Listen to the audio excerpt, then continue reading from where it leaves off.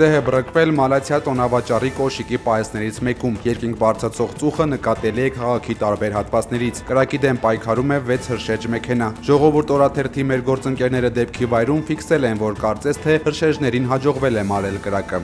Միանգամից ուզեցան փրկեին կրակավորից բացվեց խանութ։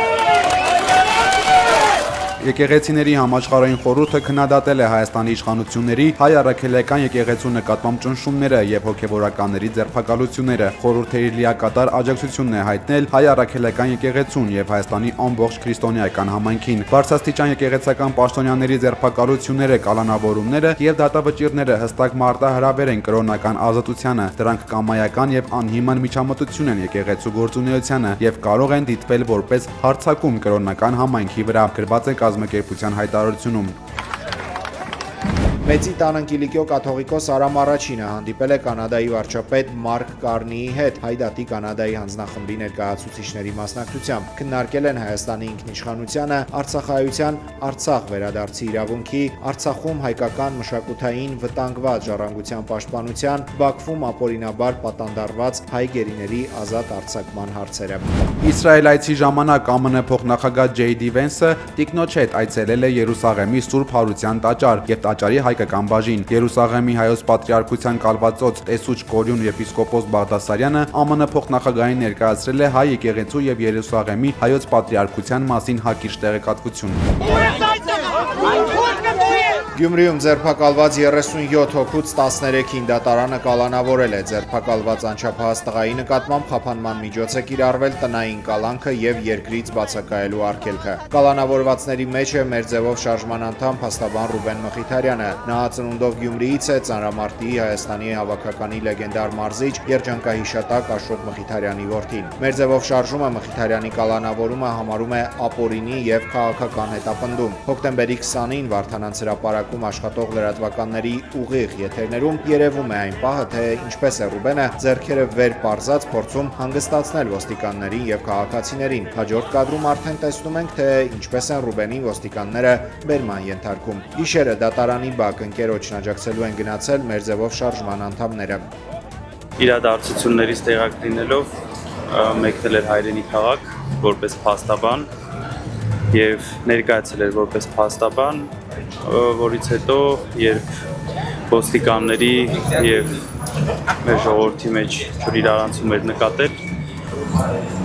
արագ գնացել էր այդտեղ եւ ձեռքերը բարձր, ափերը բաց,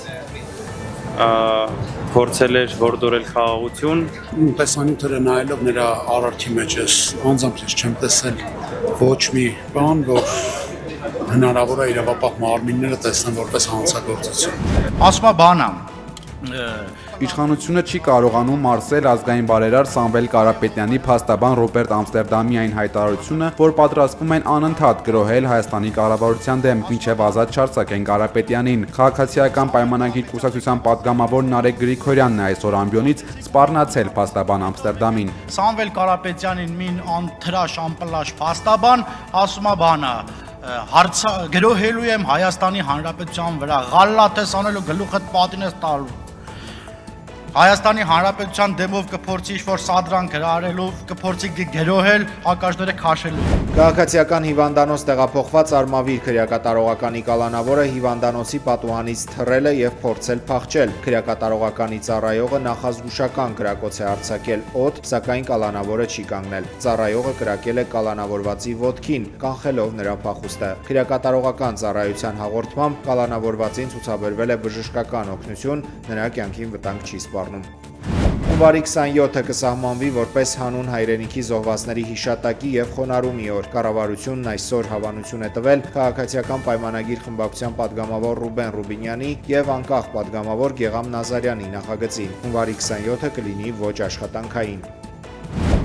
Երևանի Լենինգրադյան փողոցը կանվանափոխվի եւ կկոչվի ազգային հերոս բարերար երջանկահիշատակ Քր Քրքորյանի անվամբ։ Որոշումն ընդունվել է Երևանի ավականու այսօրվա նիստում։ We will also discuss, as we have done 2 weeks Եվրամիության երկրները հաստատել են Ռուսաստանի դեմ պատժամիջոցների 19-րդ փաթեթը, որը ներառում է նաև Ռուսաստանի բնական գազի ներմուծման արգելք։ Նախաձեռնությանը միացել են բոլոր անդամ երկրները, մինչև վերջին պահը Սլովակիան չէր հաստատել փաստաթուղթը Եվրամիությունից պահանջելով էներգետիկ գների, ինչպես նաև կլիմայական քաղաքականություն, մեքենաշինական եւ ծանր արդյունաբերության պահանջներին համապատասխանեցնելու երաշխիքներ։ Ռուսական կապույտ վառելիքի ներկրումը կարգելվի 2 փուլով։ Կարճաժամկետ պայմանագրերը կդադարեցվեն 6 ամիս անց, իսկ երկարաժամկետները 2027 թվականի հունվարի 1-ից։ Նոր պատժամիջոցների փաթեթը նաև սահմանում է ճամփորդական սահմանափակումներ ռուս դիվանագետների համար եւ ընդլայնում է Մոսկվայի ստվերային նավատորմի ցուցակը, ավելացնելով եւս 117 նավ, հիմնականում նավթատարներ։ Բացի այդ, սահմանափակումների ցուցակում ներառվել են ղազախական եւ բելառուսական բանկեր։ Պատժամիջոցների ցանկում կհայտնվեն նաև չինական նավթային արդյունաբերության 4 կազմակերպություններ, սակայն նրանց անունները հրապարակվելու են ավելի ուշ։ Ուկրաինան ողջունել է պատժամիջոցների նոր փաթեթի ընդունումը, նշելով, որ Կիևի մի շարք առաջարկներ ներառվել են դրանում։ Պատժամիջոցների ավելացմանը միացել է նաև Միացյալ Նահանգները։ Վաշինգտոնը ռուսական էներգետիկ հսկաների Ռոսնեֆթի 28 եւ Լուկոյլի 6 կառույցների հետ գործակցությունը դադարեցնելու համար 1 ամսյա ժամկետ է սահմանել։ ԱՄՆ ֆինանսների նախարարությունը հայտնել է, որ սահմանափակումները վերաբերում են ցանկացած կառույցի, որտեղ Ռոսնեֆթը կամ Լուկոյլը ունեն ավելի քան 50% բաժնեմաս, նույնիսկ եթե այդ կառույցները ուղղակիորեն նշված չեն պատժամիջոցների ցուցակում։ Լրագրողների հարցին, թե ինչու է ԱՄՆ նախագահը հենց հիմա ավելացրել Ռուսաստանի դեմ սահմանափակումները, Թրամփը պատասխանել է.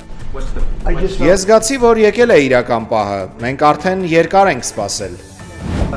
ԱՄՆ նախագահ Դոնալդ Թրամփը մերժել է Ուկրաինային տոմահակ հեռահրթեւավոր հրթիռներ տրամադրելու Զելենսկու խնդրանքը։ Սպիտակ տանը ՆԱՏՕ-ի գլխավոր քարտուղար Մարկ Ռյուտեի հետ հանդիպման ժամանակ Թրամփը հայտարարել է, որ դեռ պատրաստ չէ Ուկրաինային տրամադրել այդ հրթիռները։